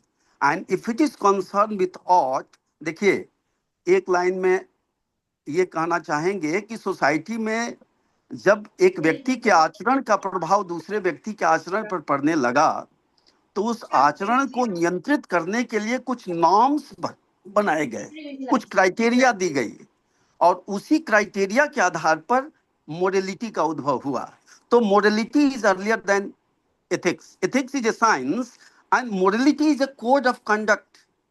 It is directive principles which control and govern our conduct, determines our conduct. तो जब मोरलिटी की आप बात करते हो तो मोरलिटी क्या इज से कंसर्न है कि और से कंसर्न है? सभी व्यक्ति ये कहेंगे जो एथिक्स के जानकार होंगे कि morality is not concern with is but it is concern with ought, and since it is concerned with ought, then it is part and parcel of philosophy, because ought is always concerned with norms, criteria and ideals of the society. एक चीज और आपने कहा, वो तो बड़ी विचित्र मुझे बात लगी कि कोई भी फिलोसोफर और कार्ल मार्क्स को आपने फिलोसफी से बाहर ही कर दिया। तो मैं उसके ऊपर चर्चा नहीं करना चाहता हूं। एक आपने बहुत इस पर बहुत इम्फेसिस किया कि आइडियलिज्म और रियलिज्म दो ही तरह के पोजीशन रहे हैं फिलोसफी में, या तो आइडियलिज्म होगा या रियलिज्म होगा। ये इपिस्टेमोलॉजिकल एनालिसिस है डॉक्टर साहब। इपिस्टेमोलॉजिकल में एनालिसिस में मेयम मानाधियम मानम मेयाधीनम, whenever you consider the relationship between subject and object, there are two different disciplines developed, realism and idealism. एक यहाँ पर मेरा क्वेश्चन है, इस पर बहुत लंबा डिबेट होगा, नेचर ऑफ ट्रूथ और क्राइटेरिया ऑफ ट्रूथ, क्या आप दोनों को मर्ज करके चल रहे हैं? यदि दोनों को आप मर्ज कर लेंगे तो आपके लिए एक अलग प्रॉब्लम आ जाएगी, because both are different to each other. Nature of truth is entirely different from criterion of truth. आपको न्याय दर्शन आप पढ़े हैं, न्याय दर्शन में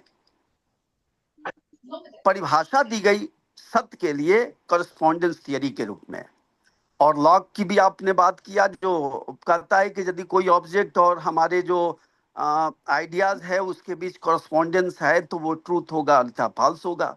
अब प्रॉब्लम ये है कि आइडियाज और ऑब्जेक्ट के रिलेशनशिप और करस्पॉन्डेंस की बात कैसे करेंगे, तो यहाँ पर वो फेल हो जाता है और कहीं से इस प्रश्न का उत्तर रियलिस्ट नहीं दे पाते हैं। भारतीय परंपरा में न्यायिकों ने इस प्रश्न का उत्तर दिया कि नेचर ऑफ ट्रूथ के लिए तो हम करस्पॉन्डेंस थियरी को लेंगे, लेकिन क्राइटेरिया के रूप में हम प्राग्मेटिक थियरी ऑफ ट्रूथ को लेंगे। तो यहाँ पर आप नेचर ऑफ ट्रूथ और क्राइटेरिया ऑफ ट्रूथ दोनों को एक मिला देते हैं। और आखिरी चीज मैं ये पूछना चाहता हूँ आपसे, जानना चाहता हूँ, आप अपने पेपर में जरूर इसको उत्तर देंगे तो अच्छा लगेगा, कि आपने कहा कि फिलोसफी के लिए प्रैग्मेटिज्म फिलोसफी नहीं है because it is lack of metaphysical और ऑन्टोलॉजिकल स्टैंड पॉइंट। ये बहुत बड़ी चीज आपने कहा है। क्या मेटाफिजिकल स्टैंड पॉइंट होना ही फिलोसफी के लिए अनिवार्य है? तो पूरे ऑर्डिनरी लैंग्वेज फिलोसोफर्स को आप कहाँ प्लेस करना चाहते हैं? इन्होंने बिल्कुल मेटाफिजिकल और ऑन्टोलॉजिकल स्टैंड पॉइंट को नहीं लिया, बल्कि सिंपली लैंग्वेज का एनालिसिस किया। मैं लॉजिकल एटोमिज्म की बात नहीं कर रहा हूं जो रसेल और विटगेनस्टाइन में पढ़ते हैं। आप उससे ऊपर चल के आइए, आप ऑस्टिन में आइए। जब ऑस्टिन लैंग्वेज का एनालिसिस करता है तो उस एनालिसिस को क्या मेटाफिजिकल या ऑन्टोलॉजिकल स्टैंड पॉइंट के अंतर्गत रखेंगे? और भी कई चीजें हैं, वो आपसे मैं व्यक्तिगत रूप से बात करूंगा। इन इन प्रश्नों का उत्तर जरूर आपके पत्र में होने चाहिए, मुझे ऐसा लगता है। बहुत बहुत धन्यवाद, आपने बहुत बहादुरी के साथ अपना पेपर पढ़ा है और मैंने बड़े ध्यान से आपके प्रश्नों को, आपके चर्चा को सुना। बहुत बहुत धन्यवाद आपको। धन्यवाद सर जुड़ने के लिए। और प्रशांत सर ने नोट कर लिया होगा सर के पॉइंट्स जी। और चंद्रा सर कुछ मतलब कोई क्वेश्चन या फीडबैक दे Just रहे थे? one Yes, point I wanted to again add.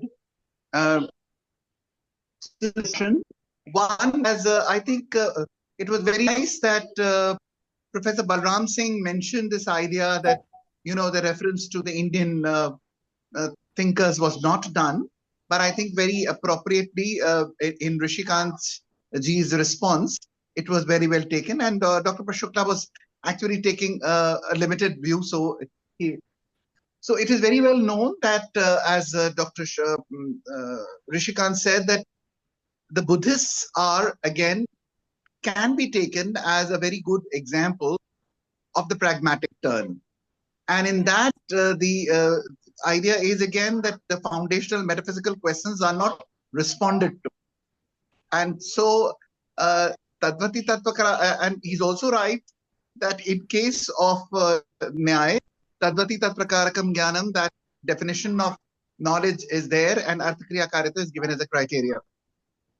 But one point which I think we all need to consider is this, that actually, whether it is the positivists or anybody, they are all giving you a general picture, and a general picture of the world, which Strawson calls, in his language, descriptive metaphysics. So it is a general metaphysical picture which, whether or not they want to call metaphysics, is there. In the absence of that picture, how do you actually function in a philosophical way? That is the major problem. The other thing which I also wanted, maybe Professor Rishikant would think about it. In case of the Jainas, there is the Ananta Dharmakaha Vastu, about which they are making a commitment that there is a reality which has Ananta Dharma. And because of our epistemic limitation, we are not able to access all of it, and therefore we must be cautious. And therefore fallibilism has to be brought in. But there is a thick metaphysics. In case of the Buddhists, there is a deliberate kind of a reticence about commitment to metaphysics. Now, the pragmatists are constantly saying, like the positivists, that actually the metaphysical questions, both of realism and idealism, are actually thrown out of court. They say that realism has too heavy a baggage and idealism doesn't make sense. Now, therefore, the position of the pragmatists, and also I think Dr. Prashant brought this out very nicely, but as we read it carefully, Peirce is the first person who uses the term pragmatist in a technical sense. But many people think that he was not really fully a pragmatist. It is later James and Dewey who are considered to be pragmatists, and more so the term has been taken after Richard Rorty in the past 30 years. Now, this kind of a development of pragmatism, and very consciously it is an exit from philosophy. Just as in case of Buddha also, it is an exit from commitment to philosophical questions. So if you were to really look at a counterpart, the pragmatism has a counterpart in Buddhism. But I think it's a very, very important thing to see that when the pragmatists say that the parameters of the debate are only in language, they are constrained only in language, the question is that, these constraints in language are constrained by what? So we need to have this. So we need to look at it that, they have very important points to bring to our consideration, but they are not really fully aware that if you are saying that only processes of language, democracy is important, dialogue is important, discussion is important, but what shall the dialogue be about? And are we just accepting our defeat? Because look at the Jainas. They are saying Ananta Dharmika Vastu, but they are making that commitment and saying that be cautious in your statements. They are not saying don't make statements. They are not even saying it's absolutely relative. And therefore, I think, as we were discussing earlier, I think Dr. Prashant has opened up a very beautiful debate, and we need to have a very considerable talk about the various meanings of the terms realism, pragmatism, as they appear in different philosophers, and then to see that what are they trying to say. Dr. Pandey was bringing in very, very important things, and they said, as he began this question, that, will they go to wisdom? The answer for the pragmatists would be no. In Consequences of Pragmatism, in the very introduction, he said that, this idea of wisdom, knowledge, truth, etc., all have to be given up. And so they are very categorical in their rejection, the present-day pragmatists. He's right, Peirce would not say that. But the present-day pragmatists are saying no to it. But the second question would be that, once you say no to this, and once you say, because he also began with Strawson, but Strawson is doing descriptive metaphysics. And so also Kripke is doing scientific, technical, realist metaphysics. So that's why, if you look at these philosophers, much of the points which have been raised by Dr. Shukla are very pertinent. Each one of them has to be looked at in this perspective. So again, I once again congratulate Dr. Shukla for this beautiful paper. May I add a point, Shipra? Very small point. Yes, sir. Yes, sir. Yes, Uh, sir. Please. I must congratulate you first for arranging two lectures, one by Prashant and another by Professor Rakesh Chandra. So that made a very composite statement about pragmatism. But my suggestion is when Prashant Shukla is looking into the queries of Professor Rishikant, that one must clarify the distinction between practicality, practical, and the practical testing, or what we call empirical testing, what is done in science, natural science, to substantiate a theory. I think these three things are quite different, and one should not confuse the practicality, practice, with the empirical and conceptual testing of scientific theories, which is done in physical sciences. And for that, I must give an example that technology is the application of scientific knowledge. And there, the question of practicality, practice, that is important. But when we look into the knowledge and the truth value of scientific theories, this practicality and practical things does not matter much. There is some sort of established scientific practice among the scientists which test all the hypotheses before they are converted into theories, and they are also still revisable. So there is no question of universal and that type of metaphysical truth in science. I think we need to look into the pragmatic theory of science a bit more closely. Thank you. Thank you, sir. And thank you, Prashant, sir. And you have opened a very new horizon to shape our thoughts regarding pragmatism. And uh, it was indeed a very, very, very fruitful session, I hope. And I hope this lecture ignited the minds of scholars. And thank you all for joining us. The session will be soon available on the YouTube, and I will share the link. And till then, namaste. Thank you all. Thank you, sir.